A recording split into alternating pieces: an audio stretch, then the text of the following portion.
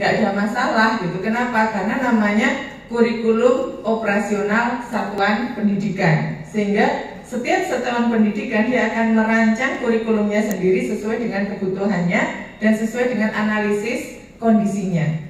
Nah, kalau di Kementerian Agama kan muatan mapelnya lebih banyak gitu ya. Nah, maka di sana pasti akan masuk itu gitu. Nah, jadi sebenarnya konsepnya tidak akan ada masalah mau ditaruh di Kementerian Agama maupun di Kemendikbud gitu. Karena konsepnya sama, cuman nanti disesuaikan dengan analisis sekolahnya gitu ya. Kira-kira seperti itu, sehingga namanya jadi kurikulum operasional satuan pendidikan. Kalau dulu Bapak Ibu di ini kan KTSP ya, kurikulum tingkat. Nah, tingkat satuan pendidikan. Kalau ini tidak operasional, jadi yang dilakukan oleh sekolah itu sendiri. Bahkan nanti satu sekolah dengan satu sekolah lain kurikulumnya ya bisa berbeda karena kebutuhannya berbeda, analisis lingkungannya berbeda, sehingga memunculkan kurikulum yang berbeda. Itu. Oke, nah prinsipnya apa saja? Nah ini pertanyaan, kenapa penting mengembangkan kurikulum di satuan pendidikan? Ya tadi, jadi meskipun di Kemendikbud gitu, kan ada beberapa sekolah, banyak sekolah, terutama sekolah yang berbasis keagamaan di Kemendikbud itu kan juga memiliki muatan yang kurang lebih mungkin sama ya dengan di kenapa berbunyi ya? Kenapa berbunyi? Saya tahu. Ya.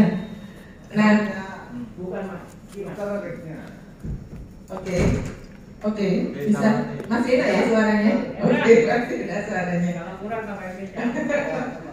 Baik, jadi kurang lebih sama. Misalkan di satu sekolah yang berbasis keagamaan itu mapel agamanya kan juga lebih banyak. Gitu. Mereka ada Al-Quran hadis, kemudian ada yang ditambah dengan akidah akhlak, dengan fikih. Nah itu sehingga jatuhnya sebenarnya mirip dengan yang ada di Kementerian Agama, misalkan oleh sekolah tersebut. Kalau sekolah tersebut memiliki visi misinya, ya dari visi misi itu nanti yang itulah yang akan dibawa. Kemudian membuka saluran komunikasi antara sekolah dengan lingkungannya. Nanti akan terlihat bahwa di kurikulum ini hubungan antara orang tua ataupun stakeholder itu tidak bisa dihindarkan. Bahkan ketika merancang kurikulum harusnya analisisnya melalui analisis stakeholder. Itu. Jadi analisisnya tidak hanya sekolah membuat sendiri, tapi juga orang tua, melibatkan orang tua. Mau apa sih orang tua nyekolahkan anaknya di situ gitu. Nah itu yang harus ditampung oleh sekolah, sehingga sekolah itu memiliki penciri sendiri gitu ya, penciri sendiri atau misi yang dibawa oleh sekolah itu gitu.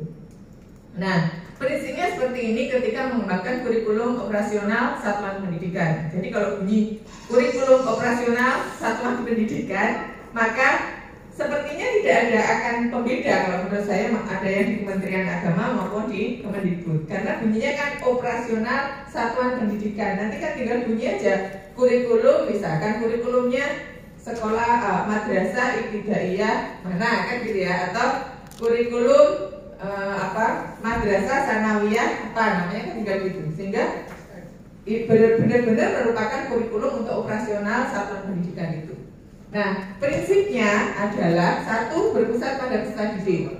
Pembelajaran harus memenuhi potensi kebutuhan perkembangan dan tahapan peserta didik serta kepentingan peserta didik. Makanya nanti akan ada analisis. Nanti kalau Bapak Ibu lihat ke bawah itu ada 5 item yang harus ada di satu kurikulum, ada di kurikulum operasional satuan pendidikan. Di antaranya adalah analisis lingkungan, di mana pada analisis lingkungan ini ya kesiapan sekolah itu untuk menuju visi misinya itu berdasarkan analisisnya. Misalkan siswanya itu dari lingkungan seperti apa, misalkan siswanya dari lingkungan petani, ya maka itu harus terakomodir, jadi tidak boleh tidak gitu. Oh ternyata lingkungan siswanya itu di perkotaan yang itu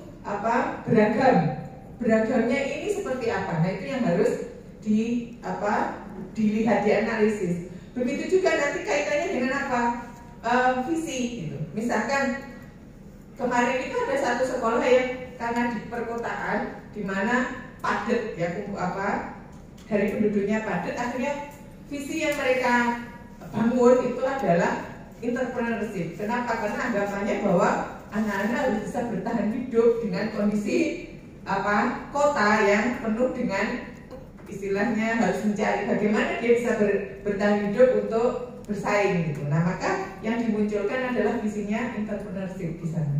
Gitu. Kira-kira itu. Jadi harus berpusat pada peserta didik. Kemudian kontekstual, menunjukkan kekhasan. Nah, ini Bapak Ibu, harusnya sekolah itu setiap sekolah punya kekhasan sesuai dengan karakteristik satuan pendidikan, konteks sosial, budaya, dan lingkungan. Jadi kekhasan ini memang harus ada kalau di kurikulum operasional satuan pendidikan. Nah, selama ini sekolah itu kan masih sulit dibedakan di antara satu sekolah dengan sekolah lain. Kalau sekarang sudah punya kekhasan, misalkan ada satu sekolah yang membangun bahwa dia menjadi sekolah atlet. Ada. Jadi ada kelas atletnya memang diperuntukkan untuk kelas atlet. Sehingga itu mempermudah bagi orang tua. Oh, kalau anak saya pengen jadi atlet, maka sekolahnya ke situ. Meskipun itu masih SD ataupun SMP. Harapannya apa? Waktu yang lebih banyak itu lebih banyak untuk karir dia, yaitu untuk keatletannya. Gitu. Kira-kira seperti itu. Gitu. Nah, maka di sini kontekstual. Nah, terus yang berikutnya adalah esensial. Semua unsur informasi penting utama yang dibutuhkan para pemegang kepentingan tentang kurikulum yang digunakan di satuan pendidikan dapat didokumen ya, dapat diperoleh di dokumen tersebut. Mudah dipahami, ringkas, tidak mengulang kutipannya sudah ada di naskah lain. Jadi kurikulum itu tidak lagi Bapak Ibu. Kalau dulu mungkin kurikulum itu SMP itu dimasukkan lagi gitu ya. Jadi standar nasional itu kan masuk lagi dalam kurikulum. Kalau sekarang tidak. Kurikulum itu cukup tipis saja. Lampiran-lampiran yang sudah ada dari kementerian itu menjadi lampiran, bukan dimasukkan ke dalam kurikulumnya. Jadi misalkan bunyinya begini. Capaian pembelajaran merujuk pada, sudah gitu aja, tidak perlu capaian pembelajaran kan itu sudah ada dokumennya ya dari kementerian. Tidak perlu dimasukkan lagi di dalam kurikulumnya yang dalam, tetapi cukup dengan capaian pembelajaran merujuk pada kurikulum kementerian nomor sekian. Sudah nanti dokumennya tinggal ada di lampiran, gitu.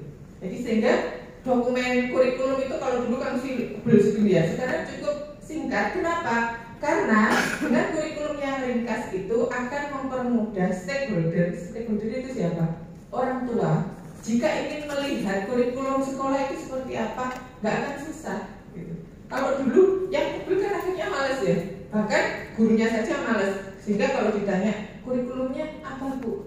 Tanya saja Bu ke maka kurikulum. Padahal nggak boleh kan, harus guru harus tahu lah. Dia mau ngajar kalau nggak tahu kurikulumnya mau bagaimana gitu. Terus visi misi yang sudah ditancapkan bagaimana mau terakhir kalau gurunya saja nggak tahu visi misinya, nggak tahu kurikulumnya. Nah, ini kesalahan saya di situ. Saya masih kemarin itu anak saya sendiri gitu ya sekolah. Ketika saya tanya gurunya gitu ya, Ustaz mohon maaf gitu, ini sekarang pakai kurikulum apa? Saya bilang gitu. Oh, kami sudah pakai kurikulum Merdeka, bilangnya gitu. Oh, baik, berarti sekolah sudah mendaftar IKM ya? Saya bilang gitu. Oh iya sudah, kami sudah mendaftar IKM Mandiri Belajar. Loh, saya kaget. Mandiri Belajar itu kan kurikulumnya masih K13. Baru Mandiri berubah. Akhirnya ya saya agak sedikit kejar. Loh, mohon maaf, kalau Mandiri Belajar mestinya kan masih K13, belum kurikulum Merdeka. Akhirnya dia jawab apa? Ibu, kalau mau tanya lebih lanjut tentang kurikulum silahkan tanya pakar kurikulum. Nah, itu skripsinya bagaimana kalau tidak tahu kurikulumnya? Kan pertanyaannya begitu. Maka nanti Bapak Ibu pengawas harus menekankan bahwa yang tahu kurikulum jangan hanya kepala sekolah dengan pakar kurikulumnya. Ya, semua gurunya harus tahu isi kurikulum karena sesuai dengan ini yang dituju itu apa, visinya apa, misinya apa, target tujuannya apa, nanti kan harus itu, sehingga pembelajaran itu ke sana arahnya. Kemudian yang berikutnya adalah akuntabel, dapat dipertanggungjawabkan, berbasis data, betul, benar-benar diterapkan. Nah ini loh yang penting, benar-benar diterapkan, bukan cuma teori atau mengarang bebas. Jadi kurikulum itu bukan mengarang bebas, apalagi kalau copy paste. satu satuan pendidikan, punyamu mana? Di copy lagi, tunggu dulu, gitu ya. Karena kan bunyinya kurikulum satuan pendidikan, kurikulum operasional satuan pendidikan. Nah, setiap satuan pendidikan apakah gurunya sama? Apakah siswanya sama? Apakah sumber sarana prasarananya sudah memiliki yang sama? Kan itu perlu diperhatikan gitu. Bisa jadi beda. Lah kalau kurikulumnya sama gimana ngeraihnya gitu. Apalagi kalau kurikulumnya diambil dari sekolah yang sarana prasarannya jauh lebih baik, gurunya sumber daya manusianya jauh lebih baik, bisa jadi nggak bisa lari gitu. Ya kan? Nah, maka perlu sekali ditekankan lagi bahwa jangan sampai copy paste, tapi kalau boleh ATM gitu ya. Amati, tiru, modifikasi boleh, tapi kalau copy langsung dipaste itu kan persis ya. Nah, kalau ATM amati dulu contohnya, kemudian boleh ditiru, boleh, tapi dengan cara dimodifikasi. Modifikasinya apa? Disesuaikan dengan kondisi sekolah masing-masing. Nah, itu yang harus dilakukan. Karena biasanya kalau nggak ada contoh pasti nanya contoh ya Pak ya. Biasanya Pak Ibu pengawas kalau misalkan memberikan menilai dia memvalidasi itu ya pasti gitu ya kan. Ini masih kurang. Contohnya mana Pak yang benar? Kira-kira itu nggak? Biasanya seperti itu. Nah, yang berikutnya adalah berkesinambungan.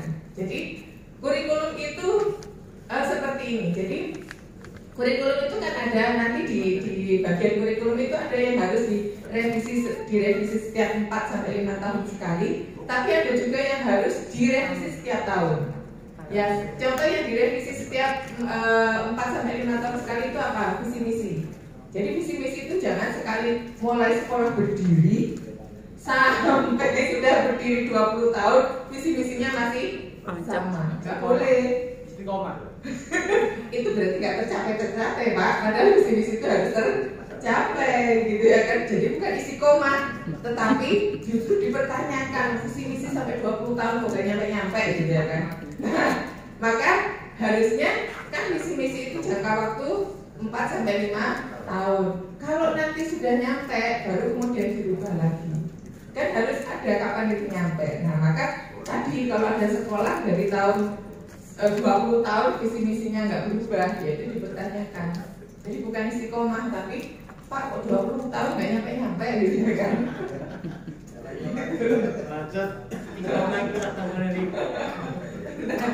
Oke, nah makanya harus berkesinambungan. Jadi dalam artian tujuannya dicapai itu ketika sudah dicapai maka ditingkatkan lagi. Maka perlunya adanya monitoring dan evaluasi. Nah, begitu juga kurikulum nanti harus ada yang harus monitoring dan evaluasi. Oke, kita lanjutkan. Nah, prinsip menyusunnya tadi sama, ini pengulangan aja. Jadi berpusat pada pesan didik, pembelajaran harus memenuhi keragaman potensi, kebutuhan perkembangan dan tahapan belajar serta kepentingan peserta didik. Bapak Ibu harus ketika membuat kurikulum maka harus melihat peserta didiknya sama atau tidak, gitu ya kan? Pasti tidak sama. Latar belakangnya, misalkan ada mungkin kalau di Gresik ada yang latar belakangnya tinggal di pesisir pantai, gitu ya kan? Ada yang tinggalnya di perkotaan, ada yang tinggalnya di daerah industri, ada yang tinggalnya di kepulauan, betul. Ada yang tinggalnya di daerah pertanian. Ini sudah berbeda karakternya, kebutuhannya juga berbeda. Maka tidak boleh disamakan kurikulumnya. Oke, kemudian kontekstual menunjukkan kekhasan tadi sesuai dengan karakteristik satuan pendidikan dan juga konteks budayanya. Nah ini kan konteks budaya itu bisa gaya hidup, kemudian budaya yang dimiliki kan ada di sana. Kemudian esensial tadi hanya informasi penting aja dan jangan lupa melibatkan berbagai pemangku kepentingan. Jadi pengembangan kurikulum itu harus melibatkan termasuk salah adalah orang tua. Selama ini kira-kira selama pengalaman Bapak Ibu sekolah itu kalau membuat kurikulum, merancang kurikulum ada nggak ya mengundang orang tua memberikan masukan? Plus. Mulai dari menganalisis karakteristik satuan pendidikan, baru kemudian menuangkannya dalam visi, misi, dan tujuan. Terus kemudian membuat profil pelajar itu seperti apa sehingga ini nanti dapat dibuat untuk membuat struktur kurikulum sekolah, rencana pembelajarannya, dan evaluasi kurikulum. Jadi kurikulum itu perlu dievaluasi berapa tahun ini. Evaluasi jangka pendek itu ada yang setiap semester atau setiap tahun, itu biasanya di item ke-3 dan ke-4 nanti, yaitu terkait dengan pengorganisasian pembelajaran. Itu harus setiap tahun atau setiap semester dievaluasi oleh sekolah. Tapi kalau yang ini visi misi, jadi visi misi tujuan, maka dia evaluasinya jangka panjang, yaitu 4 sampai 5 tahun. Tapi kalau profil pelajar kan setiap tahun ganti kan, pelajarnya ada masuk baru kan, maka harus selalu dievaluasi, karena itu nanti akan mempengaruhi apa? Mempengaruhi strategi pembelajarannya. Maka ini profil belajar, struktur kurikulum, rencana pembelajaran ini akan dievaluasi setiap semester, bahkan setiap tahun. Jadi nggak boleh kurikulumnya kemarin di copy paste lagi untuk tahun berikutnya. Ganti tahun. Kan Bapak Ibu, coba nanti Bapak Ibu pengawas lihat apakah di item 3 dan 4 itu berubah nggak? Kalau nggak berubah, dipertanyakan muridnya sudah ada masuk baru, ya kan? Terus kemudian alokasi waktu, kalender akademik itu kan juga berubah kan kalau setiap tahun. Nah, maka otomatis ini juga akan berubah, struktur kurikulumnya juga berubah karena minggu efektifnya berubah, gitu ya kan. Begitu juga bisa jadi berubah ketika dievaluasi, oh ternyata kan sekarang silabus itu membuat sendiri, ya kan. Silabusnya membuat sendiri, oh ternyata setelah jangka 1 tahun guru merasa, oh silabus yang ini ternyata terlalu padat, kurang. Ketika yang kemarin saya alokasikan waktunya 10 JP ternyata kurang, maka bisa jadi berubah untuk semester berikutnya atau tahun berikutnya, sehingga ini pasti berubah. Begitu juga dengan rencana pembelajaran. Nah, cuma pertanyaannya yaitu tadi, monggo Bapak, nah, ini luar biasa Bapak Ibu yang super sibuk gitu. Baik, nah tadi saya ulang lagi bahwa pasti akan berubah juga, gitu ya, sehingga tidak mungkin tidak berubah kecuali ya. Ini secara umum saya tidak tahu kalau di Kementerian Agama, tetapi setahu saya kalau di Kemendikbud itu yang paling jarang dilakukan oleh sekolah adalah evaluasi. Jadi evaluasi itu jarang sekali dilakukan oleh sekolah. Supervisi dilakukan, tetapi evaluasinya nggak dilakukan. Gitu. Nah, harusnya kan dari hasil supervisi kemudian dilakukan evaluasi gitu. Nah, itu yang seringkali terlewati. Sama dengan guru mengajar, oke, bikin rencana pembelajaran, oke, diajar iya gitu. Tetapi tidak melakukan refleksi. Setelah pembelajaran itu, apakah tadi pembelajaran itu sukses atau enggak ya? Nanti ada satu ini analisis karakteristik satuan pendidikan. Jadi kalau di kurikulum operasional satuan pendidikan nanti itu pasti yang pertama, item pertama, kalau dulu biasanya latar belakang ya Bapak Ibu, atau pendahuluan ya. Iya apa enggak? Di kurikulum. Nah, pendahuluan ya. Nah, sekarang bukan pendahuluan yang pertama, tetapi yaitu analisis karakteristik satuan pendidikan. Itu. Jadi item pertama yang ada di kurikulum, misalkan kurikulum madrasah ibtidaiyah apa namanya. Maka item pertama adalah analisis karakteristik satuan pendidikan. Jadi tidak pendahuluan istilahnya, tetapi langsung analisis. Isinya apa saja? Nanti isinya seperti ini. Jadi di analisis itu ada analisis mulai dari analisis lingkungan, analisis latar belakang siswa, analisis sumber daya manusia, analisis sarana prasarana, analisis kemitraan, banyak sekali. Semuanya harus dianalisis. Itu kalau beritanya. Iya. Hampir sama dengan EDM ya, evaluasi di madrasah. Iya, jadi mirip itu. Karena apa? Karena itu nanti hasil evaluasi itu nanti akan ditentukan untuk mewujudkan atau membunyikan visi misinya. Jadi visi misi itu tidak tiba-tiba muncul menjadi jargon, tetapi hasil analisis dari karakteristik satuan pendidikan. Nah itu, maka melihatnya nanti Bapak Ibu pengawas lihatnya di analisisnya bunyinya apa sih yang perlu kelihatan gitu. Nah nanti disesuaikan dengan visi misinya. Nah analisis ini melibatkan perwakilan warga satuan pendidikan menggunakan data-data yang diperoleh dari situasi nyata kondisi satuan pendidikan. Makanya tadi analisisnya itu misalkan analisis lingkungan sekolah. Maka lingkungan sekolah itu di lingkungan apa? Oh, lingkungan industri. Dengan seperti apa itu akan dianalisis. Kemudian dianalisis pakai apa? Pakai SWOT boleh. Mulai dari kelemahannya apa, kekuatannya apa, opportunity-nya apa, ancamannya apa, itu akan dianalisis. Nah, setiap item dianalisis. Itu ada di analisis karakteristik satuan pendidikan. Ini termasuk kurikulum RA ya? Sama Pak, kurikulum RA juga begitu. Jadi, tetapi lebih sederhana karena prinsipnya di RA itu kan merdeka bermain, merdeka belajar, ya kan?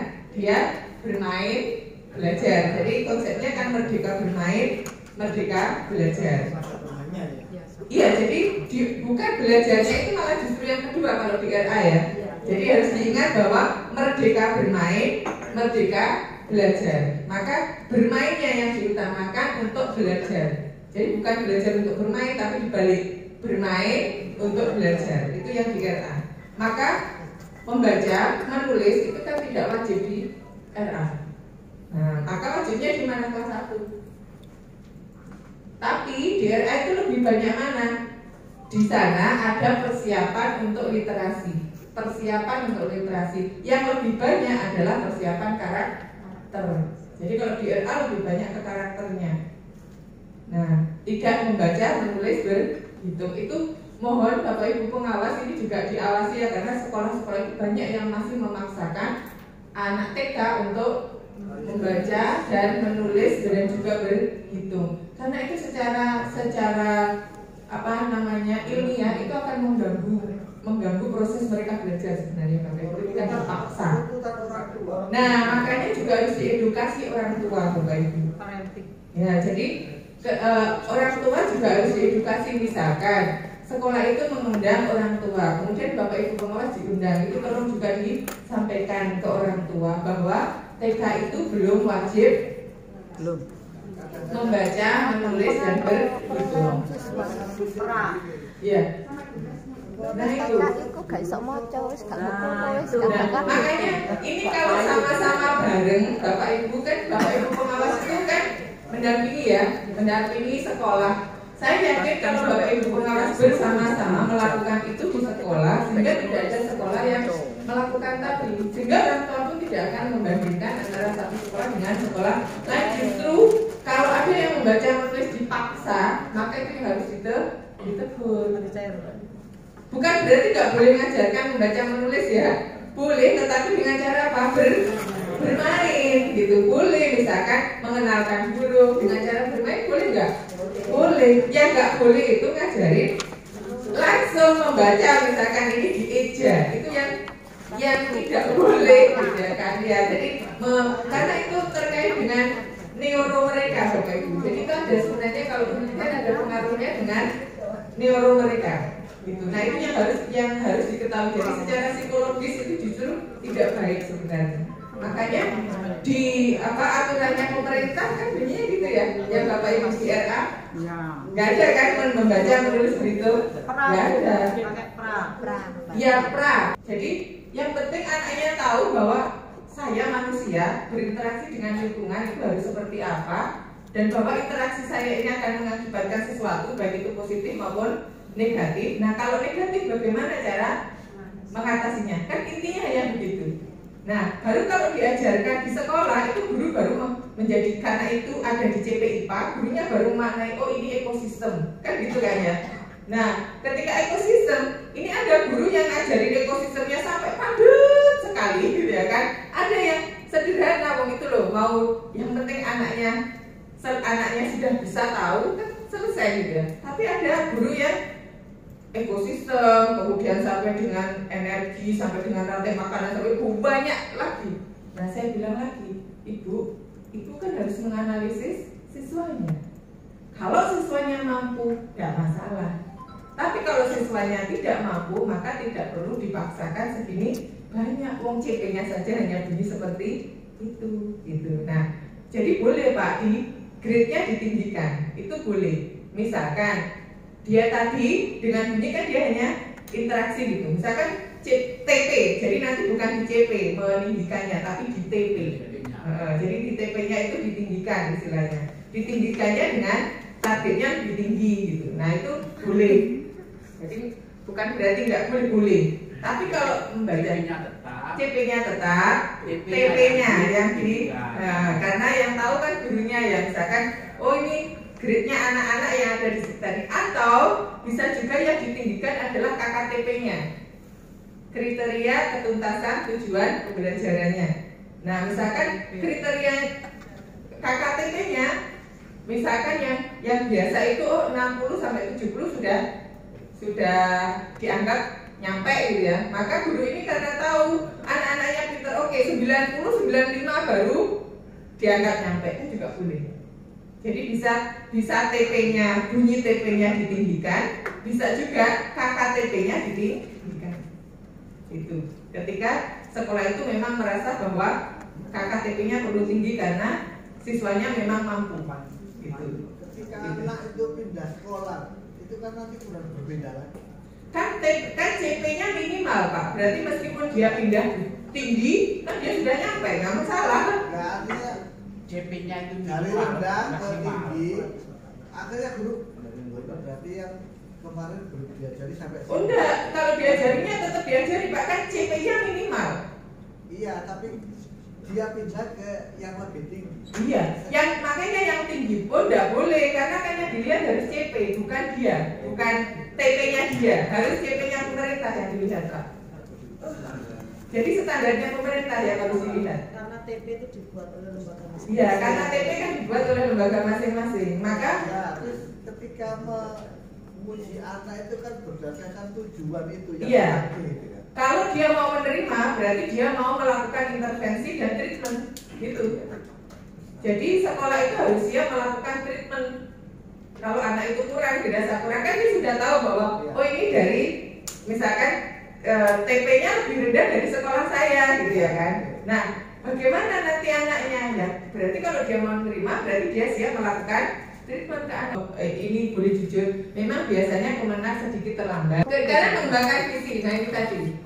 Visi adalah cita-cita bersama. Nanti Bapak Ibu kalau butuh materinya, kita berikan link saja ya, link jadikan download sendiri ya. Biar nggak colok-colok. Nanti kita berikan, saya taruh di drive aja, saya berikan linknya ya. Silakan nanti bisa diambil. Nah, visi dan misi ini yang penting Bapak Ibu adalah ini. Jadi selama ini visi-visi itu setelah menjadi jargon ya, jargon yang bisa dijual. Kadang guru-guru banyak gak apa. Nah, makanya kan hanya jadi jargon. Padahal visi-misi itu adalah cita-cita bersama pada masa yang mendatang dari warga satuan pendidikan yang dirumuskan berdasarkan masukan dari seluruh warga satuan pendidikan. Jadi namanya cita-cita itu kan mesti diraih ya Bapak Ibu. Ya. Jadi bukan cita-cita yang tidak teraih gitu ya, mimpi nanti kalau nggak teraih gitu ya. Tapi ini cita-cita itu yang diraih, sehingga makanya sekolah perlu menjadikan visi misi itu sesuatu yang nanti akan diraih dalam jangka waktu berapa? 4 sampai dengan 5 tahun begitu. Nah nanti berubah lagi boleh, setelah itu boleh, nggak apa-apa. Tapi berubah menjadi lebih baik gitu. Nah selama ini visi misi itu menjadi jargon saja. Dia Makanya pantes-pantesan. sampai 20 tahun nggak berubah gitu ya kan. Seumur hidup. Buat pantes-pantesan. Makanya ditanya, kalau 20 tahun nggak nyampe, nggak ganti-ganti. Kok lama banget nyampenya cita-citanya kok nggak tercapai gitu. Dikembalikan gitu. Aja. Nah, begitu juga misi. Nah, misi ini harus ini. Visi merupakan keadaan, yaitu gambaran masa depan yang ingin dicapai oleh satuan pendidikan. Jadi gambaran masa depan yang ingin dicapai oleh satuan pendidikan. Misalkan visinya sekolah apa menjadi menciptakan atau lulusan yang berkarakter. Berkarakternya dijelaskan penjelasannya. Terus apa biasanya berteknologi ya Pak ya? Ada yang visinya apa? Berkarakter.